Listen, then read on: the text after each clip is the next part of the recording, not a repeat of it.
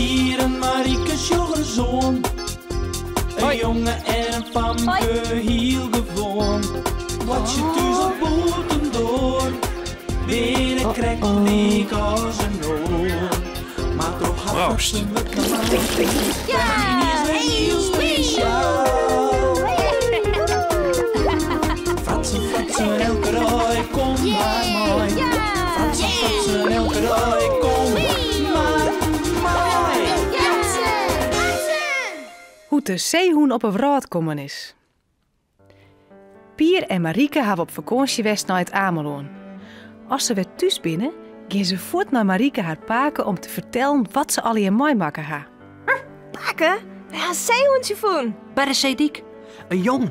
Hij wie ons speelt. En toen gaan wij de politie waarschuwen. En later is er naar de zeehoenenkres bracht. Braaf. Nou. Een mirakel met hem. Die had zijn leven dus aan hem te tankje. Misschien kan je hem nog wel eens opzoeken in de zeehoenenkres.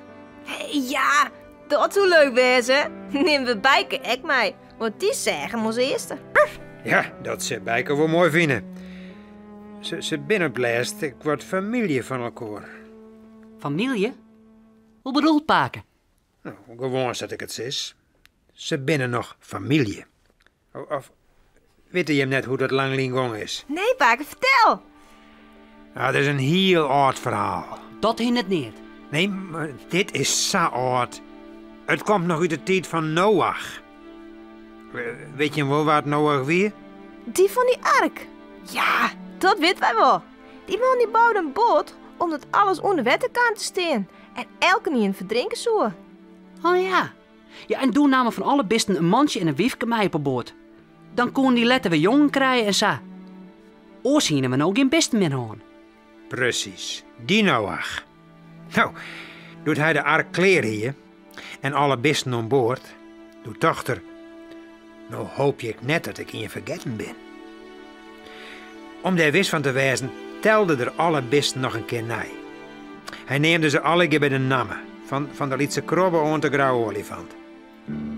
En doe ontdekert dat zijn grote schrik dat er de hoen vergeten hier. Hij hield net een hoen aan boord. Dat kon net vanzelfs. Daar moest er nog om uit. Stom. Hoe kist de hoen nou vergeten? Ja, stom van Noach, maar hij wie nog correct op tijd. Hij vleeg naar het eerste het beste dorp om nog een mansje hoen en een wiefke hoen te zieken. En dus erbij of een wetterhoen? Dat deed er net daar, als het maar een hoen wie. Al gauw zei er een mansje hoen rennen en hij roep: Kom hier eens, mastjere. Aans zal de hele vraat onder wetten stroepen en alles en elke niet en zilver drinken. Behalve dit op mijn arken binnen. En hoe zie ik nog een mansjoen en een wiefke. Daar hak nog plak voor. Dat als sto een wiefke hast en Jim wolle mij. Nou, dat wordt die hoen wel, denk. Ja, wist wel. Dat die hoen vleeg gauw niet hoes. En het wordt maar correct of der kamer al weer om, mij zijn teefke.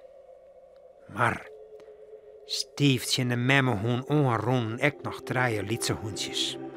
Oh. Het wiefke zei je Noach. Ik had jet wat jouw Jimmy man zijn, hè? En wij willen wel mooi, maar hoe komt het met mijn jongen? Noach schot holle. Het spiet mij, maar die kennen net mij. De afspraak is van alle besten een peerke. Daar ken ik geen uitzondering op bijtje. Dat gaat net. Dan komen ze alle jaren maar jong en familie aanzetten. Doe, zei het wiefke.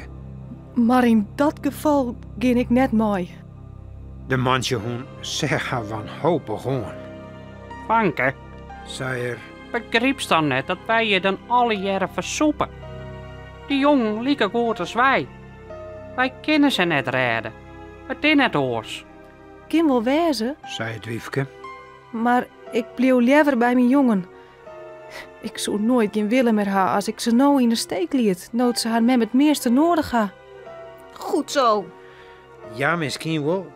Het mansje kon heeg of leeg springen, het joeg al geneerd. Het wiefke bleef bij haar besluit. Nee, ik bleef bij mijn jongen. Zei ze nog eens. Maar doe moest voor mij gaan. Ziekest maar een oorwiefke.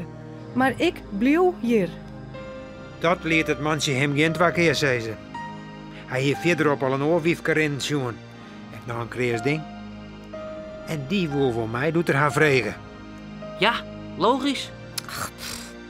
Sa roen het mansje even letter met zijn nieuwe wiefke achter Noah gewoon. De loopplanken oer en de arken in. Kleer. Oh, en dat eerme wiefke dan? Mijn jongen. Nou, wacht je maar. Noach hier nou van alle dieren een perke om boord. Hij deed de grote dwarren van de arken dicht en wachtte op wat komen zou. Hij hoefde net zo lang te wachten. Al gauw begon het allerheiselijkste regnen en barst aan alle kanten het wetter uit de ieren los.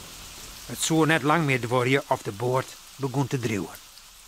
Wie die Noach alleenig of hier er zelfs ook een wiefke mee? Ja, hij is zijn vrouw vanzelfs ook aan boord. En zijn Benek. Dat wie natuurlijk. Hij wil. En die eerme memme hoe mijn jongen net. Ja, akelig hè. Nou, toen het begon te regnen, raap die memme hoe haar draaie jong bij haar. Ze zei, kom maar bij mem. Wees maar net bang, mem bloed bij je. Kom maar het jongen lezen. Oh, zielig. Ja, ze weer samen met haar jong. En doet God in de hemel dat zeg, die grote leefde van die hoenemem, kreeg er een grutje. Hij streek even met de haan hoe de reg van het wiefke en hoe de reg van de jongen.